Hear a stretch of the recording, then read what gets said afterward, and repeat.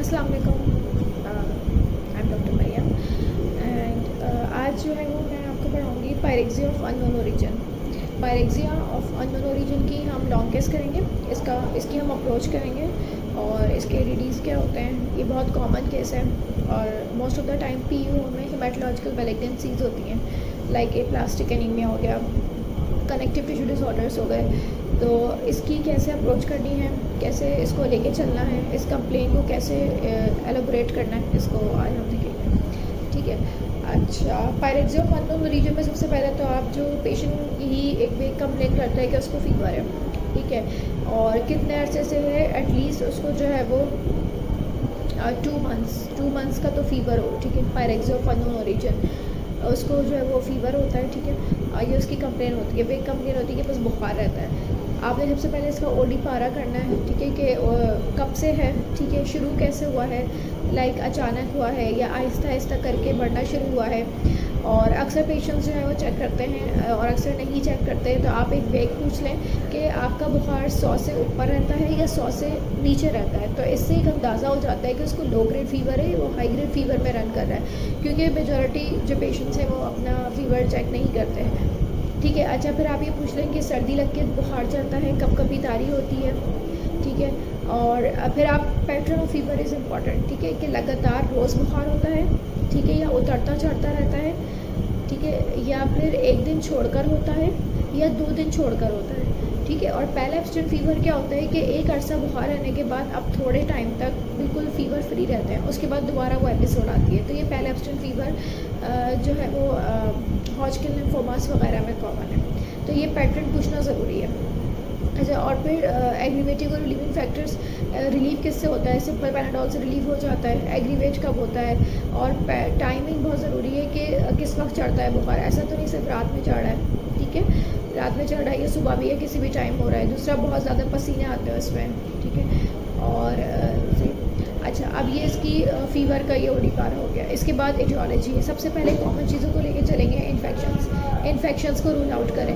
Infections को कैसे rule out करेंगे आप? सबसे पहले आप कॉमन इन्फेक्शन साइनोसाइटिस, ठीक है, आप पूछें कि कहीं से नज़ला, खांसी, बलगम, ठीक है, छींकें चल रही हों और किसी चीज़ से एलर्जी हो और कान वगैरह में पस वगैरह तो नहीं है, तो ये साइनोसाइटिस हो गया, ठीक है। फिर इसके बाद इन्फेक्शंस में आपके पास आता है ट्यूबरकुलोसिस, ठीक है। ट्यूबरकुलोसिस में आपने हिस्ट्री नहीं होती है कि आपको कभी टीबी हुई है, घर में किसी को टीबी हुई है, कोई पुरानी खांसी, बलगम हो रहा हो, ठीक है, और वज़न में कमी हो रही हो, रात में बुखार चढ़ता हो, हड्डियों में दर्द रहता हो, भूख कम लगती हो, ये हो गया आपके टीबी का, ठीक है। और फिर उसके बाद आपके पास आता है इन्फेक्शंस में बताया। तो सबसे पहले मैंने आपको बताया साइनोसाइटिस, उसके बाद मैंने आपको बताया ट्यूबरकुलोसिस, ठीक है। थर्ड इन्फेक्शन में इन्फेक्टिव एंडोकार्डाइटिस।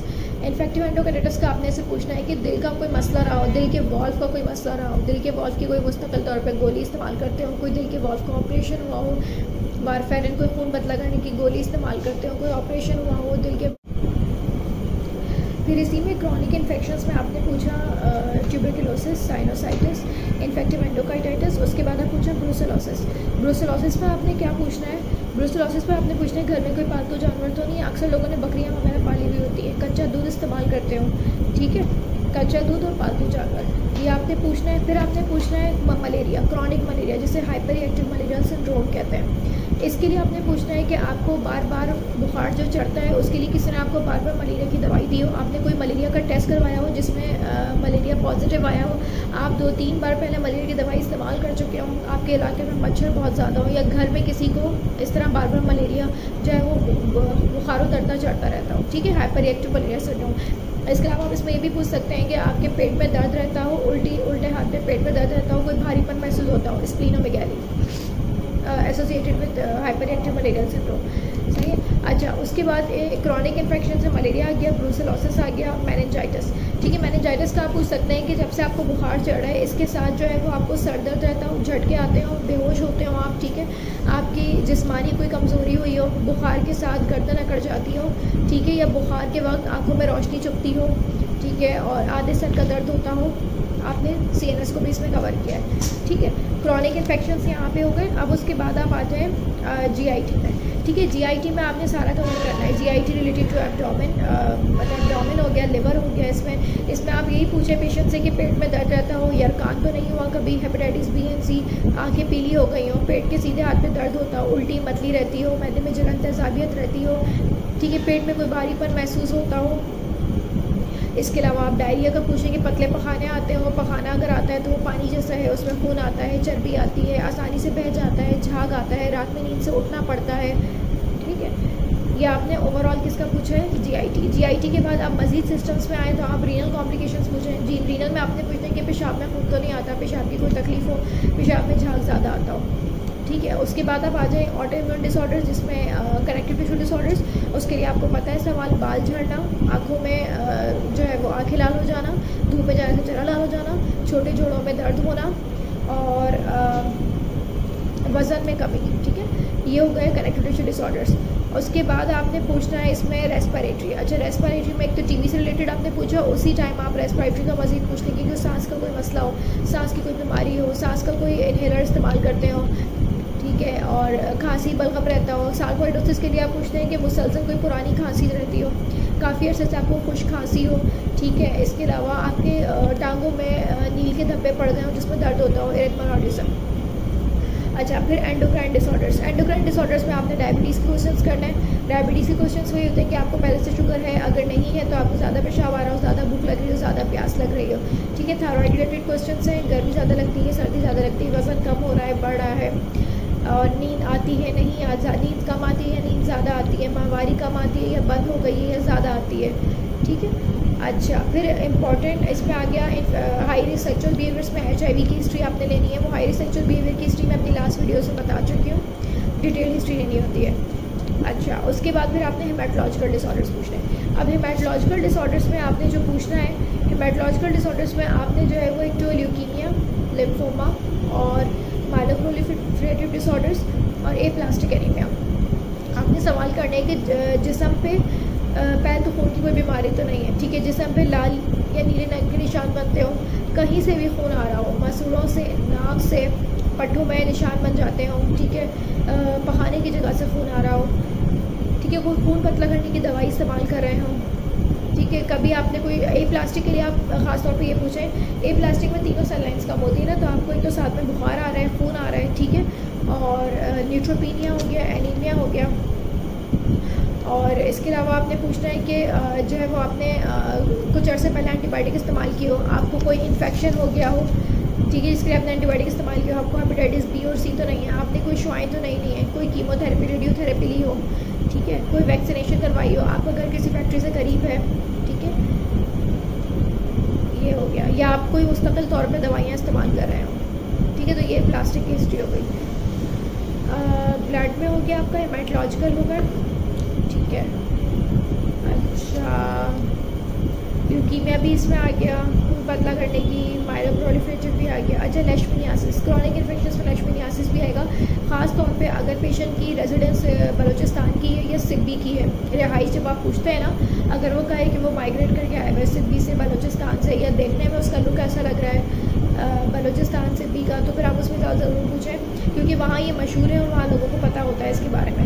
लेशमनियासिस का क्या, आपको कभी किसी ने मक्खी ने तो नहीं काटा, दाना बन गया हो, निशान बन गया हो, ठीक है, किसी मक्खी ने या मच्छर या किसी इस चीज़ ने काटा हो जिसके बाद ये सारी चीज़ें हो रही हो, तो लेशमनियासिस का आपने पूछना है, ठीक है। हो गए सारे। बाकी आपने ट्रैवल हिस्ट्री लेनी है कि ट्रैवल हिस्ट्री से पता चलेगा कि हाई रिस्क सेक्सुअल बिहेवियर का, इन्फेक्शंस का, BMC का, कि बाहर सफ़र करते हैं, मुल्क से बाहर करते हैं या मुल्क मतलब शहरों में सफ़र करते हैं, ठीक है, और कैंपिंग वगैरह करते हैं, खून लगवाया है कभी, ठीक है, कोई खून पतला करने की गोली इस्तेमाल की हो। तो मैं एक दफ़ा समराइज़ कर दूँ, पायरेक्सिया ऑफ अननोन ओरिजिन में आप सिस्टमिक वाइसेरिया, सबसे पहले तो आपने ओल्डी पारा किया, उसके बाद आपने इन्फेक्शंस, ठीक है, जो कि कॉमन एटियोलॉजी है, साइनोसाइटिस हो गया, ट्यूबरकुलोसिस हो गया, इन्फेक्टिव एंडोकार्डाइटिस हो गया, ठीक है, उसके बाद मेनिंजाइटिस CNS के लिए, ठीक है, मेनिंजाइटिस हो गया। उसके बाद फिर आपने इन्फेक्शन में लीशमनियासिस हो गया, ठीक है, ब्रूसेलोसिस एंड मलेरिया।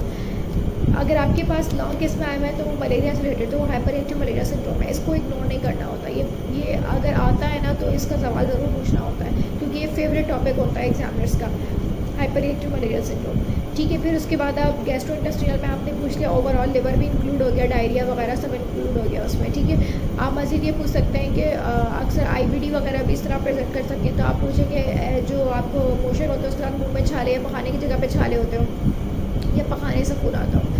ठीक है, फिर आपने हेमेटोलॉजिकल डिसऑर्डर्स में aplastic anaemia, leukaemia, lymphoma, myeloproliferative.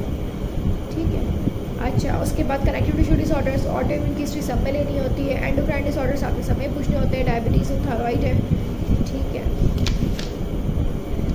और लिम्फोमा आप पूछ चुके हैं, जेनाइटोइनरी ट्रैक की हिस्ट्री हो गई। ठीक है, और high risk sexual behaviours HIV की हिस्ट्री हो गई। So that's all about pyrexia of unknown origin. और pyrexia of unknown origin common cause है, हर वार्ड में पेशेंट्स आपको मिल जाते हैं लॉन्ग टर्म फीवर की हिस्ट्री के साथ, तो इस केस को करें। और इसमें यूजुअली जो निकलता है ना वो सिर्फ एक कंप्लेन होती है plastic anaemia most of the time. Plastic anaemia और इन्फेक्टिव एंडोकार्डाइटिस होता है। कनेक्टिव टिश्यू डिसऑर्डर्स भी इस तरह से आते हैं कि काफ़ी अर्से से बुखार चल रहा है। ठीक है, ट्यूबरकुलोसिस इस तरह आ सकता है। ठीक है, ये वो चीज़ें जो माइंड में रखनी होती है। हेमेटोलॉजिकल बहुत इंपॉर्टेंट होता है पायरेक्सिया ऑफ अननोन ओरिजिन में, तो हेमेटोलॉजिकल की अच्छी सी हिस्ट्री लेनी होती है, और ख़ासतौर पे प्लास्टिक की, प्लास्टिक से रिलेटेड। ठीक है, ओके, अल्लाह हाफ़िज़।